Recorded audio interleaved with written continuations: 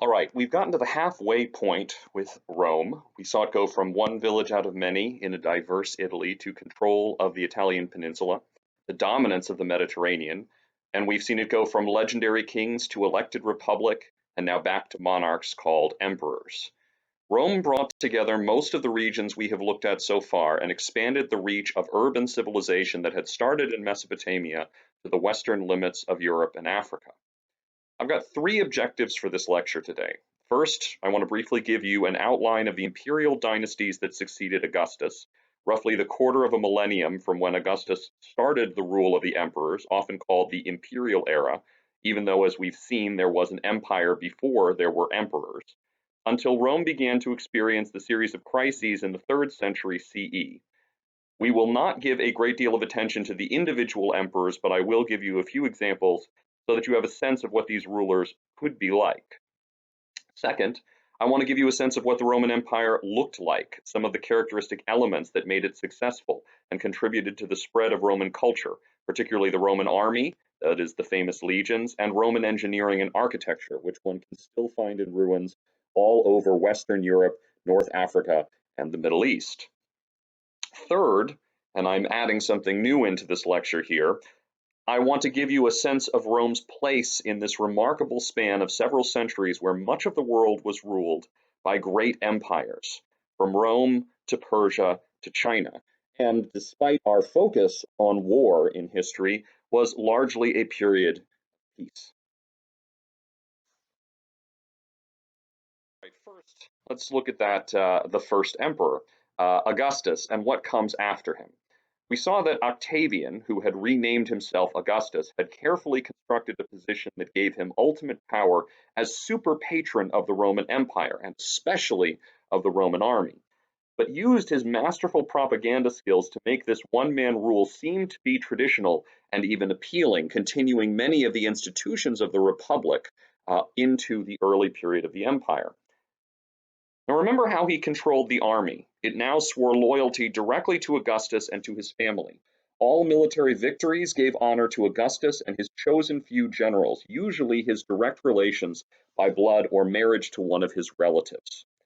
The Senate continued to function, and magistrates like consuls continued to be appointed, but they were always approved of by Augustus, and they worked for him as administrators for the enormous Roman Empire, acting as a pool of governors and other bureaucrats, which functioned with what, by our modern standards, was a shockingly small bureaucracy for a government ruling over this enormous a population and territory.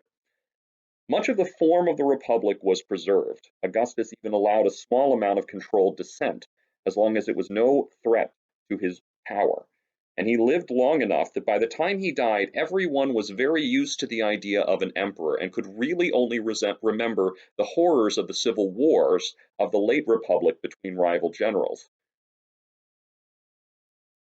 And Augustus provided a lot to the empire, and to Rome specifically. His conquests for the time being ended most real threats to the empire and established several natural, if long and dangerous, borders. But Augustus also established the standing legion armies along these borders to defend against potential invasions. The military worked, and Augustus mostly won his wars. By the end of the internal civil wars and the protection from external threats, Augustus's reign saw the beginning of what is still called the Pax Romana, that is, the Roman peace, which lasted for just about 2 centuries. This is, historically speaking, a shockingly long time period for most of this region to be at peace. Finally, Augustus used his power to improve the empire itself. He and the later emperors initiated massive building projects, especially in Rome, but throughout the provinces, all of which extended and glorified Roman civilization while at the same time solidifying the emperors as the super patrons of the empire, as they were behind the greatest projects. Famously, Augustus said that he had found Rome a city of brick and left it a city of marble. And the remaining Roman ruins we think of today from all across the empire are almost entirely the product of the imperial period and the emperors, not the early centuries under the Republic. Unfortunately, Augustus's immediate heirs were his equals in ability. Augustus's long life meant that he outlived many of the children and grandchildren he had hoped would succeed him and had groomed with army commands and political offices. On the one hand, Augustus could not simply say, so and so will be the next emperor. That would destroy the careful illusion that he was not a king. But on the other hand, whoever Augustus's direct heir whoever was Augustus's direct familial heir would inherit his authority and connections as patron. It would be impossible for that person not to be the next emperor. Complex internal family politics within the Julio-Claudian dynasty of Augustus determined who would come next, and this often involved murdering everyone who had as good or better a claim to descent from Augustus than whoever ended up becoming an emperor. The dynasty slowly destroyed itself until there were no heirs of Augustus left. The names of these emperors are famous bywords now for megalomania, bad government, and even madness. And yet we should always be wary of this popular conception, as it largely comes to us from the writings of senators.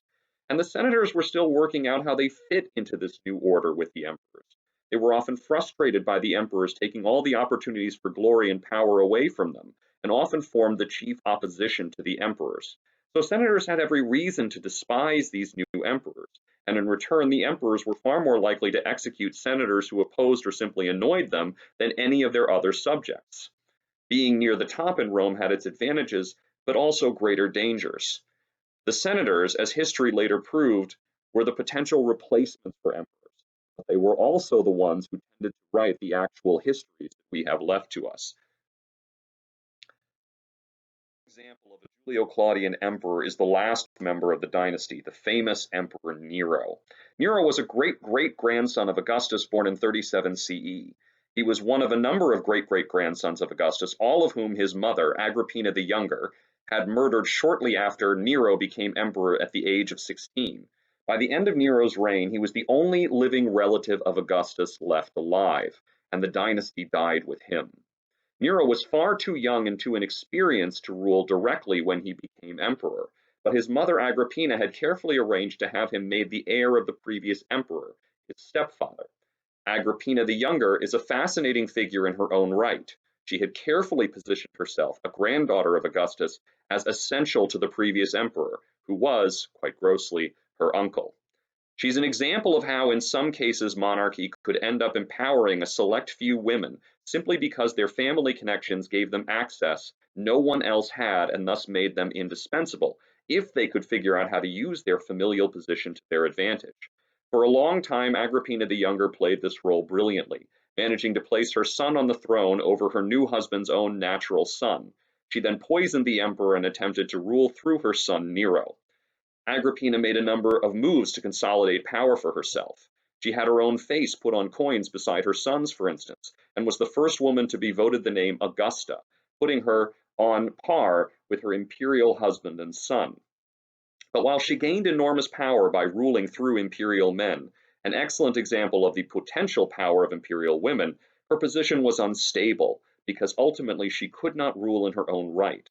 As Nero grew into a truly awful adult, he resented his mother's power, slowly pushing her off the coinage symbolically and away from Rome physically, until he eventually ordered her murder after 5 years of rule. Unfortunately, she had been the competent one. Now, Nero seems not to have been all that interested in actually ruling the empire. He really wanted to be a famous entertainer and insisted on not only holding spectacular games and concerts, but eventually even participating in them. And this was deeply shocking to the senatorial upper classes, who saw such activities as beneath their dignity. Not to watch, they were happy to watch these events, but just to take part in. It's not like today where we idolize athletes and musicians. Such figures in Rome were often equated with prostitutes. Between Nero, between being fairly incompetent and utterly scandalous, was absolutely hated by the senators. Of course, he also executed a number of them who plotted against him or who just fell asleep while he was reading poetry. And yet Nero managed to rule for 13 years, and when he was finally overthrown and committed suicide, he became a sort of urban legend, and people pretended to be Nero and led rebellions for years to come. They're almost like Elvis sightings, showing that the emperor had actually been quite popular with the common people. And some modern historians argue that this was meant as a return to populares politics. Nero, with all of his activities that scandalized the Senate, was actually attempting to speak directly to the common populace of Rome. If that was the case, Nero made a horrendous mistake because he had counted on the loyalty of the people to support him and had not made any efforts to secure the loyalty of the armies. When Nero died, there were no more direct heirs of Augustus, but the idea of emperor was firmly entrenched by 69 CE, the year after his death, and the question was not whether there would be an emperor, but who it would be. A brutal but ultimately short civil war broke out that saw 4 emperors in the course of this year, 69 CE, before another dynasty was established. But this new dynasty lasted less than 30 years and 2 generations before being overthrown in its turn in 96 CE. This next set of emperors, the third dynasty of Roman imperial history, hit a method that worked for the better part of a century. They're often called the Antonine dynasty, or the 5 good emperors, or simply the adoptive emperors. And most of these emperors actually had no living sons by the time they died and adopted adults as their main heirs near their own deaths. This assured that someone competent would be left in charge, not spoiled children like Nero, whose only qualification was blood. The most famous of these is the last, Marcus Aurelius, who ruled from 161 to 180 CE. Marcus Aurelius was deeply dedicated to ruling the empire well, tirelessly fulfilling his duties. He remained dedicated to the ideal of emperors as princeps, that is, as first citizens, not autocrats like Nero. This was a title that had been preferred by Augustus himself. He liked being called princeps, the word that ultimately gives us prince, but also principal, as in primary or first. These emperors who ruled under this method like to think of themselves as first citizens rather than as dictators. Marcus Aurelius is the ultimate example of this. He was an amateur Stoic philosopher, borrowing from the Greek tradition, and his book, The Meditations, is one of the few surviving works we have written directly by a Roman emperor. It's not actually terribly good philosophy, it's mostly derivative and quite mopey, but it's impressive that Marcus Aurelius found the time to write it. But Marcus Aurelius also lived in much more difficult times than his predecessors. He had to deal with new barbarian threats and devastating plagues. We'll be talking more about that in the next few lectures. That Marcus held the empire together in the face of these threats is a testament both to his own abilities and to the institutions developed by the emperors over the previous 200 years. Marcus Aurelius's greatest failing was as a father. Unlike the previous adoptive emperors, he had a son, and that son, Commodus, was more in the mold of Nero than of his father. But Marcus Aurelius was stuck with Commodus. He would inherit the patronage of his father and with it the empire. In fact, historians now tend to look back and think that the whole concept of the adoptive emperors was less a deliberate plan for good government that somehow went wrong, but really an accident of biology, that the first few Antonines had no living sons to succeed them when they died. And one way to also look at this is that at least 3 of the Antonine emperors were closely related to each other biologically, and at least another one was related by marriage. So this was still within a family. It should be conceived of more like the Julio-Claudian dynasty, which tended to adopt near relations as sons in order to designate them as successors. It's just that in this case, we find a series of emperors who are actually competent. But of course, this ultimately shows that the system doesn't work when Commodus ends up succeeding to his father. And Commodus was deeply unfit. He was at least as bad as Nero and potentially worse. He may have been insane, although of course it's very difficult to diagnose mental health after 1800 years have passed. He seems, however, to have thought he was Hercules by the end of his lifespan, as we can see here in this statue of him depicting himself as Hercules. And he was overthrown in another brief civil war from 192 to 193 CE. That was only the second civil war since Augustus's reign had begun 220 years earlier. Now, the following dynasty of the Severans copied the problems of the Julio-Claudians and lasted only another 40 years before the problems that had begun in the reign of Marcus Aurelius, with new barbarian invasions and plagues, brought the empire to a period of 50 years of continuous civil war that we will cover later in the week. But for over 2 centuries, the Pax Romana allowed Roman civilization to flourish and expand throughout the Mediterranean. The rule of the emperors might be rough on their families and the senators at the top of the social hierarchy, But for the 70 million or so people living in the empire, the emperors were distant figures. Emperors might ask for taxes, but in return, they kept the peace, both keeping enemies out and preventing the kinds of civil wars that had brought down the republic, except for these two brief bouts that only lasted about a year each. The process of securing the peace was actually a crucial component of extending Roman authority, namely the Roman army, the famous legions, as they were called in Latin. No longer the citizen farmers called for war by the Republic, the legions of the imperial period were the product of Marius's reforms, but even further changed by Augustus. Marius had professionalized the Roman army, making it a standing force rather than called for just one war, and gave equipment and eventually land to soldiers who had previously had to both sign up, who had previously required both land and equipment in order to sign up for the army in the first place. Now, Augustus streamlined this process and formalized it so that now legionnaires would sign up for 20-year periods of service. And the emperors retained this connection created by Marius to their soldiers as their patrons. Remember that oath of Augustus, that oath to Augustus and his family. Paying the soldiers well became the crucial means of assuring stability in the empire. The dying words of the first Severan emperor around 200 CE capture this relationship perfectly. His final comments being, "Love your family, pay the soldiers, and despise the rest."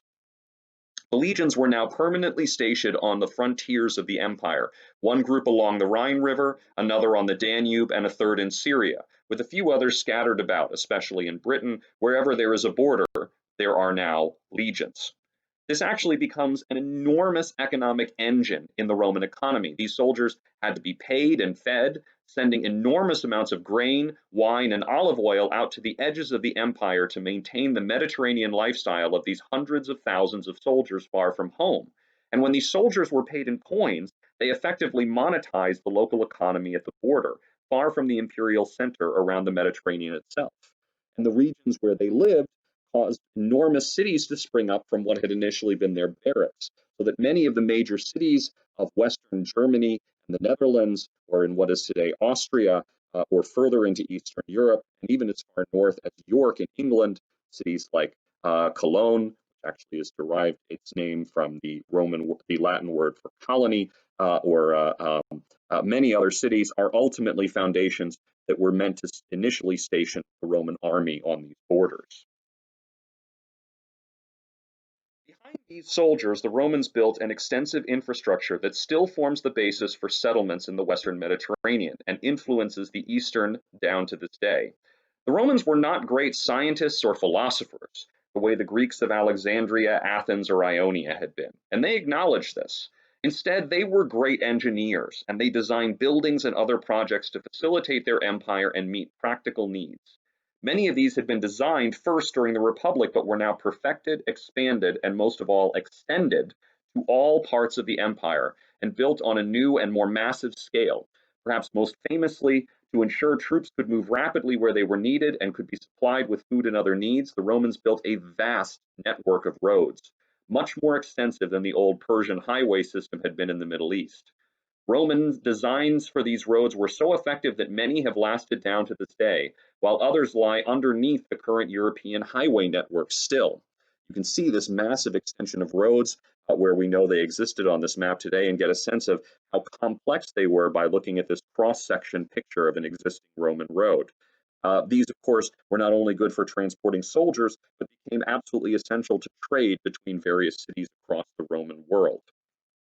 And of course, we still have the famous expression, all roads lead to Rome, coming from this. So perfected the use of the arch to design massive domes and even taller structures, a process helped out by the development of concrete, which the Romans also perfected. We can see the simple fascination the arch held for the Romans, as well as a new kind of building in the Roman Empire with the triumphal arch. Victorious Roman generals and later emperors were granted a big parade in Rome called a triumph. But of course, now under the emperors, only the emperor himself or one of his chosen associates could receive a triumph, and it would often be commemorated with a giant stone arch recording his victory for all time. Now, we can still find several in Rome itself, but the one pictured here actually comes from the home city of the Severan emperors in North Africa. These fancy arches are built all over the empire, covered in marble, and demonstrate the power of the emperors and his legions. But of course, the arch was also a practical architectural feature. An example of these kinds of structures that the Romans further developed the arch for are the famous Roman aqueducts, literally waterways. As Rome founded cities across the empire, especially in the west where there had been very few cities before, but also in the old heart of urban civilization in the east, the growing population under the Pax Romana required more water than the local sources could supply. So Roman engineers designed aqueducts to carry water to the cities from sources sometimes dozens of miles away, using nothing but gravity to bring water downhill, often so carefully engineered that across a dozen miles of aqueducts the water would only descend a few feet or even inches, but would bring thousands of gallons of the city each day. Spin the arch 180 degrees and you have a dome, an architectural feature first perfected by the Romans. The most famous example is the beautiful Pantheon building in Rome, perhaps designed by a Roman emperor personally. It remains the largest unreinforced concrete dome in the world, having survived centuries of fires and earthquakes, and it is especially beautiful. In fact, its central iris lets in natural sunlight to light the entire structure. Use for arches was as supports for the enormous stadiums built across the Roman world that have provided entertainments for city populations. The most famous is the Colosseum in Rome, so named because it stood beside a massive statue called a Colossus of Nero. But because the Colosseum is so famous, the term has come to be a name for any such amphitheater. Such structures were for entertaining the masses, another way wealthy Romans, especially the emperor, could demonstrate their role as patrons. We tend to think of these as holding gladiators, people paid or forced to fight each other, often to the death, but all kinds of events were held in them, as we saw in the Games of Nero. The games were perhaps the most obvious way the emperors demonstrated their power to the population. The ability to destroy tens of thousands of people and animals wasn't just for entertainment, it established who was boss, who held the power, Rome, and above all, the emperor. Roman feats of engineering like the roads and aqueducts were useful as infrastructure, but they were also for intimidating propaganda. Rome could harness nature itself in the water, go anywhere with the roads. And of course, those legions protected the Pax Romana not just against external threats, but internal ones. There were few rebellions against Rome in the 250 years of the Roman peace, but the few that did break out, such as in Judea, were put down by the Roman legions with ruthlessly brutality and efficiency. No enemy of Rome could be permitted to survive. Think of Cleopatra. Rome brought peace and even urban civilization to much of the Mediterranean, but it was always on Rome's terms. And I want to switch gears and talk about other empires, and in particular, the one other, as Rome thought of it, civilized empire on its borders, the Parthians, under the Arsacid dynasty. Now, this Parthian empire is the replacement in Persia of the old Seleucid dynasty, and really in part was able to overthrow the Seleucids in the old Persian heartlands and into even Central Asia and the borders of what we would today think of as Pakistan and India, because the Romans had put such pressure on the Seleucids on their western front. The Seleucids might have been able to fend off Rome or the Parthians around the year 200 BCE, but they could not hold off both of them simultaneously. And so, as we saw, collapsed to be replaced by Rome in the Levant and Syria, but by the Parthian Empire in their eastern provinces of Mesopotamia, Persia, and Central Asia. These Parthians were, however, considered outsiders by most Persians. They were a new group of Central Asian steppe nomads, very similar to what we saw with Scythians earlier on in this course. They were exceptional warriors on horseback, and were famous amongst the Romans for what was called the Parthian shot. That is, an ability of a cavalryman amongst the Parthians to charge up to the Roman legions, turn around, and gallop away while firing arrows behind them, making it impossible to come to grips with them. They could frustrate the Roman legions to no end. But the Parthians were also considered to be outsiders because they continued the policies of the Seleucids as Hellenists.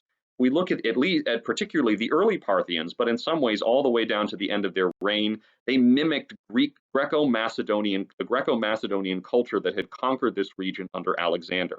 Looking at their coins, as we can see in the top left, they even used the Greek alphabet, not the older cuneiform of the region, to record their names on coins. Coins themselves, of course, also being borrowed from Greco-Macedonian civilization. And here we actually have also a soldier, a statue of a soldier's head, which was actually found in Central Asia, that comes from the Parthian era. And here, despite being so far away from Greece, is still mimicking the artistic style, but even the helmet styles of ancient Greeks. The Parthians were often not considered to be particularly a native dynasty within this region, and they don't seem to have had a lot of pretensions to being like the old Achaemenid dynasty of Cyrus and Darius that we looked at earlier. Now, the Parthians were competitors with the Roman Empire from relatively early on, from pretty much as soon as the two empires had managed to work out their own problems in the earlier. Rome versus Parthia was a continuous struggle from the era of the Roman civil wars, of the Roman Revolution, all the way down to the end of the imperial period that we've looked at so far, or at least the midpoint of the end of the first imperial period with the Severans. And I've given you a list here. You don't have to remember every single one of these, but it gives us a general outline of this series of wars that is really a large part of what we know about the Parthians. We have very few surviving sources from the Parthians themselves. Unfortunately, most of what we know about them either comes from their Roman opponents or from later Persian dynasties who sought deliberately to forget the Parthian era as an era of rule by outsiders. But we've already seen the Parthians on several occasions in previous lectures. Crassus, for instance, that third member of the triumvirate, had attacked the Parthian Empire in an attempt to win military glory for himself. His defeat and death in 54 BCE was considered to be one of the greatest losses in Roman history, probably the greatest military catastrophe since the era of Hannibal in the Second Punic War. The problem continued in the immediate decades afterwards as the Parthians invaded the eastern portions of the Roman Empire and managed to conquer Syria until Mark Antony managed to beat them off between 40 and 33 BCE, as we saw in our reading on Cleopatra, only by receiving both military and financial backing from Cleopatra in Egypt. Mark Antony's campaigns were ultimately a bit of a wash, however. And in between, actually, they were really a continuation of Caesar's desire to go east and finish what Crassus had begun. Now, in the aftermath of the Roman civil wars, the peace with Parthia was largely maintained. Parthia seems to have had its own internal problems in the intervening years, but a new outbreak of violence occurred over the intervening border state of Armenia that lay between part of the Roman Empire and the Parthian Empire in the north. This kingdom of Armenia had the benefit, was only really able to survive because neither Rome nor Parthia wanted to see their rival empire gain complete control over it and annex it. And so Armenia was set up as a buffer state between them. But periodic fights, when a Roman emperor or a Parthian emperor decided that they really should annex Armenia, would result in a new outbreak of violence. The first example of this really came in the era of Nero, when there was a new outbreak of violence over Armenia. Nero sent a general, since Nero himself had practically no interest in military affairs, named Corbulo, to defeat the Parthians. Corbulo actually worked out a brilliant diplomatic compromise. The brother of the king of Parthia would become king of Armenia, but he would have to come to Rome to be crowned, thus giving Armenia a sort of middle ground status that required authority from both empires beside it.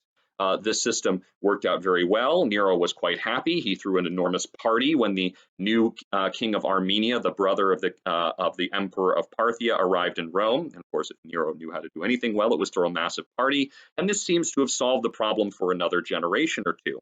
Of course, Nero almost immediately turned around and demanded that Corbulo commit suicide, since now, as such a successful general, Corbulo was a potential rival to Nero, even though Corbulo was a direct relative by marriage.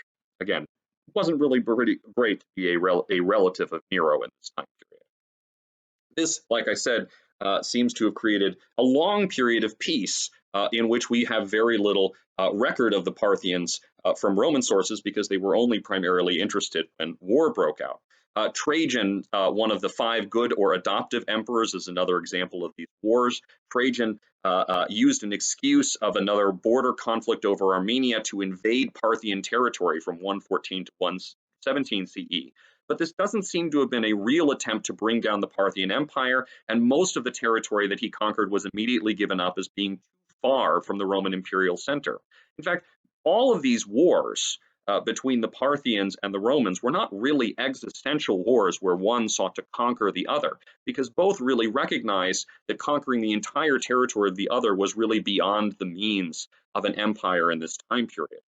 Marcus Aurelius had to fight another series of wars with Parthia about 50 years after Trajan, but these were ultimately absolutely disastrous, as a plague that had broken out in Parthia was carried back home to Rome by Marcus Aurelius's troops and devastated the population of the Roman Empire. A few further campaigns against Parthia were conducted by the new Severan dynasty as an attempt to solidify their power base by gaining military glory. But these ultimately helped to destabilize the Parthian Empire and bring an end to the dynasty, and actually were, as we shall see, an enormous problem for the Romans, because the new Persian dynasty was actually much more expansionistic and aggressive than the Parthians had been. This discussion of war, which dominates the written historical sources that we have, really ignores that this overall period of 250 years was largely peaceful. It was peaceful across an enormous span of human civilization, across almost the entirety of the Eastern Hemisphere, from the Atlantic Ocean in the west to the Pacific Ocean in the east. Trade was by far the norm. The Roman Empire wasn't the only great empire of this time period. While Parthia may have been smaller, it was heavily populated, and of course, on the far side of the landmass was the great Han Empire of China, their first truly great unified empire. And trade is something that we do have an archaeological record for. There are very few, however, surviving direct accounts of trading contacts, and it seems that very few traders would have made this entire journey. Instead, Roman merchants would have gone to Parthia, Parthian merchants further on into Central Asia, and finally where they would meet, Chinese merchants. Very few Romans seem to have actually ended up in the Han Empire in China, although we have at least one account from Han imperial records of a group claiming to be representatives of the Roman Emperor Marcus Aurelius in the late 2nd century CE. Whether they actually were or not is difficult to tell, as we don't have a lot of records of diplomacy survive from Marcus Aurelius's reign. Some people think that these were just merchants claiming to be representatives of the Roman Emperor to get a better deal. But regardless, we do have plenty of evidence for actual trade of goods making these long journeys. The most interesting example, and intriguing to me, is of Roman goods that end up in the Far East. Here we actually see a depiction of a glass bowl, which was discovered, made exactly this time period in the 2nd century CE in Rome, that ends up being discovered in the tomb of a Japanese emperor, even further than China, a couple of centuries later. We also know that the Roman Empire imported massive quantities of silk from Han imperial China. And here is a depiction of a Roman wearing a silk dress, and we actually have numerous accounts of silk being imported in this time period from China. So there was clearly an enormous amount of trade going on in what was overall a remarkably peaceful era. The written historical records tend to focus on warfare, because that is what the Romans glorified. But warfare was not by any means the norm, even with the immediate neighbors of the Parthian Empire. Instead, trade was what was normal. And in this period of great empires and overall peace, the overall prosperity of the economies across this entire region of the world increased dramatically. Make sure that you look at the back of the handout that I'm going to post up online, and think about Roman religion, which we will discuss for a few minutes in class before we talk about how to write your papers on Cleopatra.